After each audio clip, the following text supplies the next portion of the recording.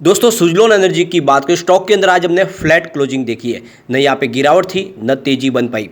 और इसके पीछे वजह है कि बाजार में भी आज कोई खास तेजी नहीं थी, लगभग फ्लैट क्लोजिंग थी। लेकिन यहाँ पे कुछ बड़ी ब्रेकिंग न्यूज निकल के आ रही है, जिनको हम एक एक करके डिस्कस करेंगे। सुजलोन एनर्जी आने वाले समय में अपने पुराने कर्ज को चुकाने की बड़ी प्लानिंग शुरू कर चुकी है और इसके लिए आने वाले समय में कंपनी कुछ बड़े बदलाव भी करने जा रही है। यानी आप देख सकते हो जिस तरह से इनका बिजनेस बढ़ रहा है, ऑर्डर बुक मजबूत है, तो कंपनी अब एक नई शुरुआत करने की कोशिश कर रही है। अपने बिजनेस को, जो एक लिमिटेड बिजनेस था, उसको एक बड़े पैमाने पे बढ़ाना चाहती है और इसीलिए उन्होंने एक बड़ा प्लान भी बनाया। इसको इस वीडियो के माध्यम से डिस्कस करेंगे। साथ में विंड एनर्जी सेक्टर को लेकर आगे क्या कुछ और चैलेंजेस है उसको भी समझने की कोशिश करेंगे और क्या अचीवमेंट किया विंड एनर्जी ने इस दौरान। सबसे जो बड़ी बात है कि आने वाले समय में विंड एनर्जी सेक्टर का और साथ में सोलर एनर्जी सेक्टर का क्या भविष्य है, वो भी जानने की कोशिश करेंगे इस वीडियो के माध्यम से। और आने वाले समय में क्या ये छोटा पेनी स्टॉक एक अच्छा रिटर्न हमें दे सकता है, क्योंकि अभी भी ये 1 डिजिट में बना हुआ है, लेकिन क्या ये 3 डिजिट में जा सकता है। इन सारी बातों को जानेंगे इस वीडियो के माध्यम से। लेकिन फ्रेंड, उससे पहले अगर आप पहली बार हमारे चैनल पे आए तो चैनल को सब्सक्राइब कर दीजिए, एक बेल आइकॉन दबा दीजिए ताकि जब भी नया वीडियो बने पहला नोटिफिकेशन आपको मिले। वीडियो पसंद आए तो लाइक से जरूर कीजिए। चलो फ्रेंड्स, वीडियो स्टार्ट करते हैं। मैं हूँ आपका दोस्त एसबी दवे और हमारे अपने चैनल ऑनलाइन कमाई में आपका बहुत बहुत स्वागत है। सबसे पहले सुजलोन एनर्जी के ट्रेडिंग की बात करें, स्टॉक की शुरुआत 8.40 पर हुई। कल की क्लोजिंग 8.35 की थी, यानी शुरुआत पॉजिटिव हुई, लेकिन इंट्राडे में 8.30 भी हुआ, यानी कुछ समय के लिए स्टॉक आपको रेड जोन में जाता हुआ दिखाई देगा। लेकिन उसके बाद में कुछ बड़े फंड हाउस की खरीदारी भी हुई, जिसके दम पे स्टॉक 8.50 तक चला गया। तो आप देख सकते हो कि लगातार अच्छे वॉल्यूम में कामकाज हो रहा है, यहाँ पे खरीदारी भी हो रही है। अंत में क्लोजिंग देख सकते हो 8.35 पर रही, यानी कल की क्लोजिंग के आसपास ही रही, बिल्कुल फ्लैट क्लोजिंग रही। अब यहाँ पे एफआई और डीआई की यहाँ पे आज सेल और परचेज सामने आ गई है और आप देख सकते हो कि ये पूरा मई महीना बहुत अच्छा रहा है एफआई के नज़रिए से। एफआई लगातार बाजार में खरीदारी कर रहे हैं। एक दिन ऐसा नहीं है जहाँ पे एफआई ने यहाँ पे आप देखें तो कोई बिकवाली की हो।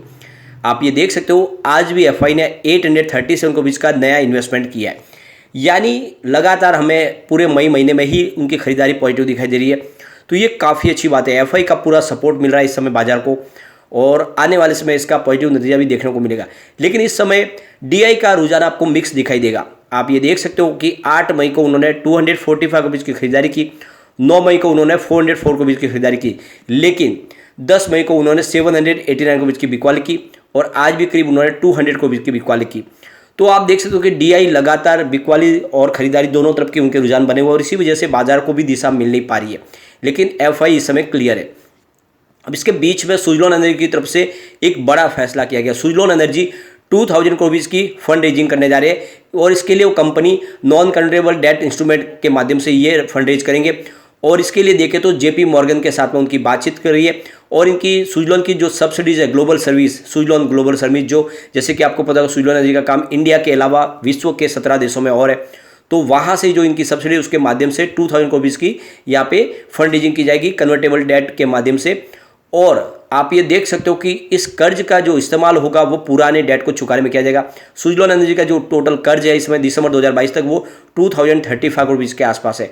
तो अगर कंपनी ये 2000 करोड़ का नया कर्ज लेने में कामयाब हो जाए तो ये पुराने सारे अपने कर्ज को चुका देगी और कंपनी एक नई शुरुआत कर पाएगी। अब कंपनी ने ठान लिया कि उनकी ऑर्डर बुक तो मजबूत है, बिजनेस तेजी से आगे बढ़ रहा है, तो ऐसे में क्यों ना पुराने सारे मामले निपटा दिए जाए और एक नई शुरुआत की जाए और इसीलिए एक काफ़ी बड़ी कोशिश की जा रही है। वैसे भी कंपनी बहुत टाइम के बाद देखे तो अभी प्रॉफिट में भी आ चुकी है। पिछले 1 साल में इनका प्रॉफिट डबल भी हुआ है। तो बिजनेस जिस तरह से पटरी पे आ रहा है ये काफ़ी अच्छी गुड न्यूज़ है कि आने वाले समय कंपनी पूरी तरह से कर्ज मुक्त होकर आगे बढ़ पाएगी।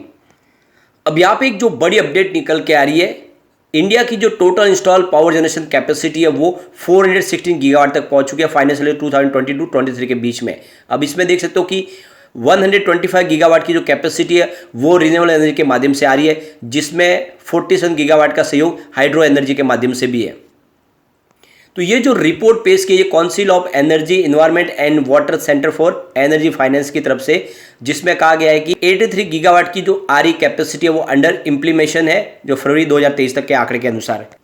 फाइनेंशियल 2023 की बात करें तो आरई जो है पहली बार देखने पहले फिर से अगर आप देखें तो ये एक डोमिनेट बनी है इंडिया पावर जनरेशन कैपेसिटी के माध्यम से, जिन्होंने 17 गीगावाट कैपेसिटी ऐड की है। यानी 92% इस बार जो रिन्यूएबल एनर्जी का जो कैपेसिटी बढ़ी है उसमें रिन्यूएबल एनर्जी का सबसे बड़ा योगदान है। यानी कोल बेस्ड पावर प्लांट की कैपेसिटी धीरे धीरे कम हो रही है और रिन्यूएबल एनर्जी का योगदान बढ़ रहा है। यानी 92% जो भी नई एनर्जी पाई गई है फाइनेंशियल 2023 में, उसका 92% योगदान रिन्यूएबल एनर्जी के सोर्सेज के माध्यम से, जिसमें सोलर एनर्जी का जो योगदान है वो 84% के आसपास है। और इसमें अगर आप देखें विंड एनर्जी का कैपेसिटी भी लगभग डबल हुई है पिछले एक साल में, 2.3 गीगावाट की कैपेसिटी को पाया गया है। और यहाँ पे देख सकते हो मिक्स जो कैपेसिटी टोटल जनरेशन कैपेसिटी है वो 11.8% के आसपास रही है। तो कुल मिला के काफ़ी बड़ा अचीवमेंट किया है और जिस तरह से लगातार तेजी से ये कैपेसिटी बढ़ रही है, हो सकता है कि सरकार ने जो अपना गोल सेट किया उसको समय से पहले ही उसको पूरा कर लिया जाए।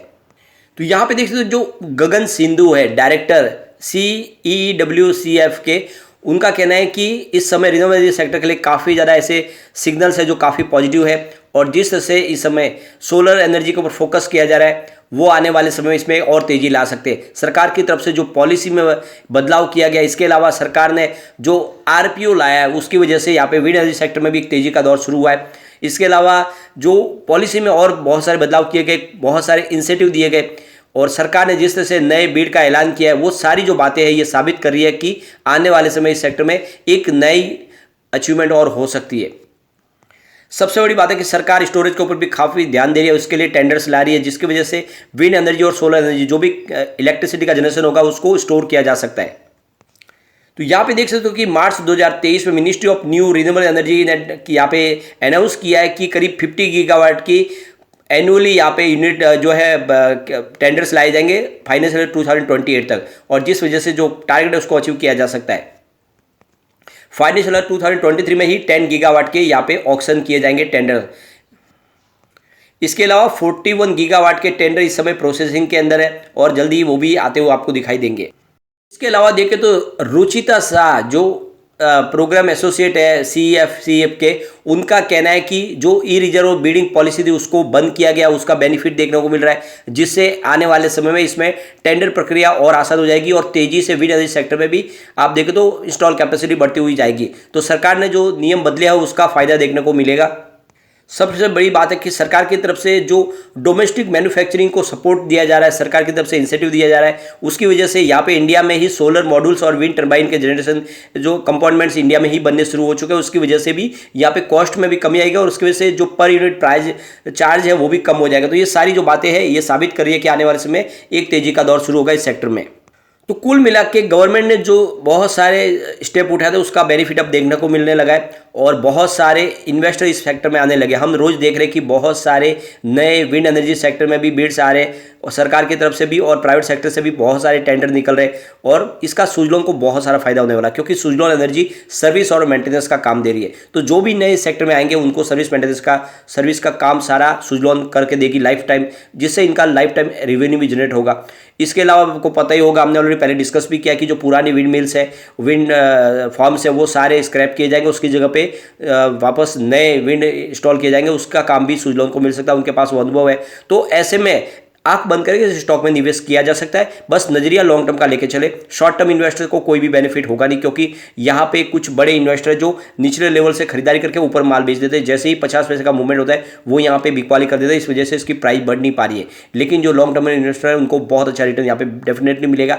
और जब कोरोना काल में ये स्टॉक 1 रुपये से 13 तक चला गया, तो आने वाले समय ये 8 रुपये का स्टॉक आराम से 100 को भी टच कर सकता है। तो नजरिया लॉन्ग टर्म का लेकर निवेश कर सकते हैं। लेकिन फ्रेंड, कोई भी इन्वेस्टमेंट करने से पहले अपने फाइनेंशियल एडवाइजर से गाड़ी ले ले या अपना खुद का रिसर्च करें, क्योंकि मैंने वीडियो आपके एजुकेशनल पर्पज के लिए ही बनाया। वीडियो पसंद आए तो लाइक से जरूर कीजिए और चैनल को सब्सक्राइब कर दीजिए। Thank you friend.